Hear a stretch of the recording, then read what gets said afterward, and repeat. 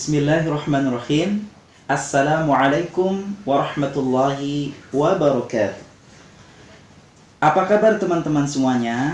Salam sejahtera untuk kita semua dan salam sukses selalu.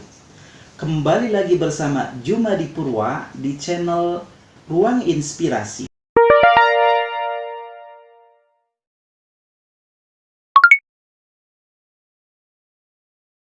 Mohon pencerahan dan penjelasannya terkait dengan kurikulum merdeka yang diterapkan di Darul Abidin. Sini ya Ustaz ya. Jadi kurikulum merdeka alhamdulillah untuk tahun ajaran 2022-2023 ya Ustaz ya. Kita kan ada 3 unit ya Ustaz, ada TK, SD, SMP. Nah, untuk SD sendiri kita adalah sekolah penggerak gitu. Jadi mulai tahun ajaran di bulan Juni ini, maka kelas 1 sampai dan kelas 4 itu akan menerapkan kurikulum merdekanya gitu ya. Untuk kelas lain 1-4 maka dia tetap akan menerapkan kurikulum 2013 dengan mengambil karakteristik dari kurikulum merdeka. Nah, untuk TK dengan SMP dia adalah unit dengan IKM, implementasi kurikulum merdeka secara mandiri yang sudah memang disahkan oleh pemerintah. Begitu Ustaz. Apalagi Ustaz? Iya. Terkait dengan ini Bun, proses penerapan kurikulum dalam dunia pendidikan di Darul ini, kurikulum unggulan gitu ya, itu seperti apa Bun, mau dijelaskan? Oke, jadi kalau disebut kurikulum, kalau di dalam sebuah sekolah, contoh kayak di Darul Abidin ini dengan sekolah kekhasannya Ustaz ya, ada yang memang wajib kami berikan gitu ya.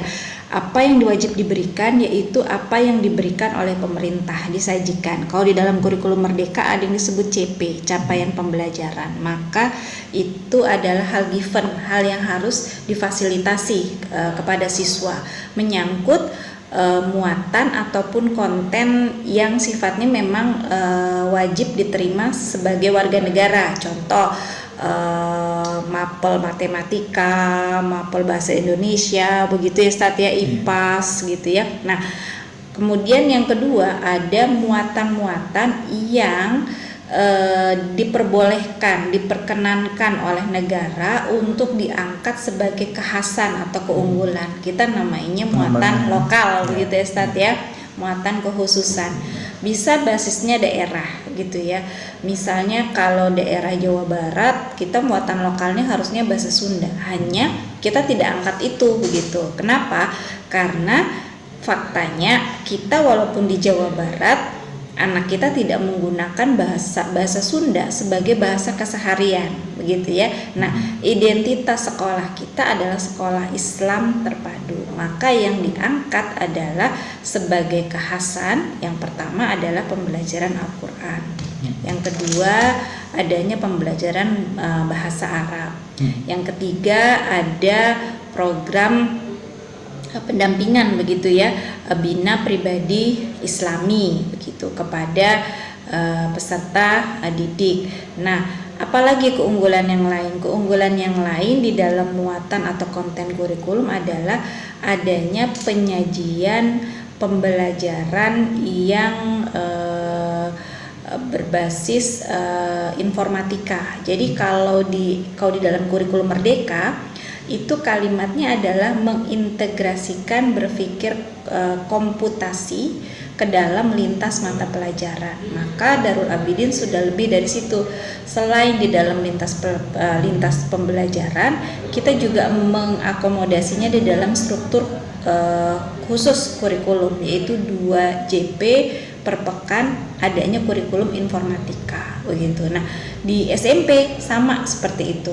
Jadi ada jam-jam yang memang dialokasikan muatannya berbeda begitu ya dengan yang disajikan oleh pemerintah, melebihi begitu Ustaz. Ya, terima kasih Bun. Terkait dengan hasil gitu ya, hasil daripada penerapan kurikulum Merdeka Belajar ataupun proses pembelajaran di Darul Abidin itu sejauh mana gitu Bu dengan sistem yang ada? Nah, sebetulnya pemerintah itu kemarin mengukur sekolah Jadi yang pertama yang diukur itu adalah literasi, numerasi, kemudian survei karakter dan survei lingkungan belajar. Nah, itu diterapkan tuh SD dengan SMP. Sampai pemerintah keluarkan yang namanya rapor pendidikan. Nah, SD sudah terima, SMP sudah terima, dan hasilnya kalau untuk Darul Abidin semua butir yang ada melebihi di atas rata-rata. Gitu. Semuanya, alhamdulillah ya. Yang menjadi catatan itu satu yaitu tentang inklusivitas. Nah, bicara tentang inklusivitas menjadi menarik ya, karena kan sebetulnya sekolah kita ini dibangun atas dasar eksklusivitas. Hanya kemudian kita kan menegaskan, kemudian mengajarkan keberagaman, bahwa ketika bergaul maka boleh siapa saja gitu. Tapi kan anak-anak memang di sini kan semuanya sama ya, gurunya beragama sama, peserta didiknya beragama sama, begitu ya. Muatannya juga muatan yang sama, yaitu Islamic karakter, begitu ya. Nah, catatannya hanya di situ. Hanya itu pun nilainya juga tidak merah sih, Ustaz. Jadi artinya memang posisinya merintis katanya begitu. Ya nggak apa-apa gitu, Ustaz. Saya cukup menarik nih Bun, setelah saya lihat, saya sendiri pernah berkecimpung di dunia pendidikan di sini ya. Ada hal yang cukup menarik, yaitu bagaimana Darbi itu bisa menerapkan salah satu sistem di kurikulum itu ramah lingkungan, Bun. Artinya bisa bagaimana anak-anak dididik supaya ramah dengan lingkungan, ada penghijauan, terus juga memanfaatkan barang-barang bekas dan lain sebagainya. Itu saya kira cukup hal yang menarik supaya nanti anak-anak bisa menerapkan di lapangan gitu saat mereka itu di luar sekolah, lingkungan sekolah. Nanti Bunda Fen bisa tambahkan ya. Jadi sekolah dari kita memang kan sekolah adiwiyata, Jadi sekolah adiwiyata itu sekolah berbasis lingkungan. Jadi sekolah yang memang menerapkan begitu berbagai aspek yang mungkin di dalam kehidupan di sekolahnya bagi warga sekolah itu dengan pendekatan kecintaan, menunjukkan kecintaan terhadap lingkungan. Apa yang bisa dilakukan?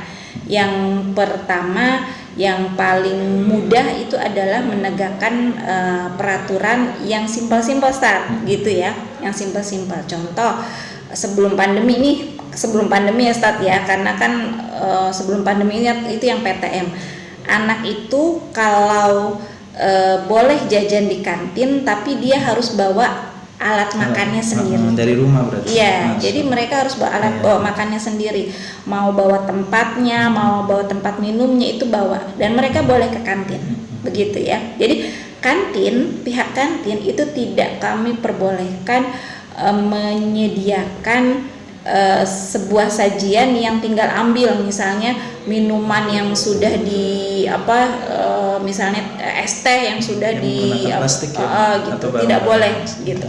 Jadi itu penggunaan. Jadi kan konsepnya adalah dia kan ada yang namanya reuse juga, menggunakan berulang. Nah, kalau Ustadz bisa lihat ke SD itu sudah menggunakan mengolah air wudhu ya Nenek. Air wudhu itu menjadi air yang digunakan kembali untuk menyiram tanaman. Nah, jadi air itu tidak akan terbuang begitu. Dan kami punya proyek di dalam RKJM kemarin yang ditetapkan akan ada tenaga surya ya untuk air ya, aku lupa ya. Jadi ada penggunaan energi yang bukan listrik begitu, yang akan lebih diperbesar persentasenya. Kan yang jadi masalah utama buat kami sekolah adiwiyata ini kan bahwa sekolah kami menggunakan AC. Nah, jadi dulu waktu dibangun konsepnya ruang ber-AC begitu. Nah, sekarang setelah sekolah adiwiyata kan menyadari nih bahwa ini tidak baik ya buat lingkungan begitu. Nah, akhirnya ada loh kesepakatannya apa, AC itu baru boleh dinyalakan di jam tertentu, di jam 9 ke atas begitu. Itu mengurangi tuh begitu ya. Nah, kemudian yang menarik lagi memang dari TK itu kan sudah diajarkan memilah gitu ya, memilah sampah, membuang sampah pada tempatnya, tidak membawa sesuatu yang kemudian tidak bisa dipakai lagi begitu ya. Kemudian mungkin Ustadz ngalamin, jadi kalau guru-guru itu kan kalau di TK sama di SD itu khususnya itu harus bisa menggunakan barang bekas. Bahkan TK itu punya unggulan namanya loose part. Jadi loose part itu adalah pembelajaran yang menggunakan barang-barang atau benda-benda yang ada di kehidupan sehari-hari sebagai media pembelajaran. Jadi insya Allah dan ini kan sebetulnya searah ya dengan apa yang memang diajarkan oleh agama kita gitu ya, bahwa kita itu nggak boleh merusak begitu ya, kita itu harus menjaga apa yang Allah berikan kepada kita begitu ya. Jadi mudah-mudahan sih berharapnya memang ini bukan sekedar pencapaian begitu, bahwa ini sekolah adiwiyata begitu, tapi itu memang sudah jadi gaya hidup begitu ya, gaya hidup anak-anak baik di sekolah ataupun di rumah. Nah, yang berikutnya diterapkan di dalam pembelajaran start itu biasanya yang level yang lebih tinggi ya, itu kan tadi program. Nah, kalau di dalam pembelajaran berarti kan di dalam perencanaan pembelajarannya itu harus ada kalimat yang menyatakan bahwa bagaimana guru memfasilitasi peserta didik mencintai lingkungan begitu. Misalnya bahwa guru akan memasukkan konten-konten tentang lingkungan hidup ini ke dalam konten mereka. Misalnya kalau mereka ngadain project, mereka bisa masukkan tema lingkungan begitu ya, mengamati lingkungan, kemudian memecahkan masalah pada lingkungan begitu ya.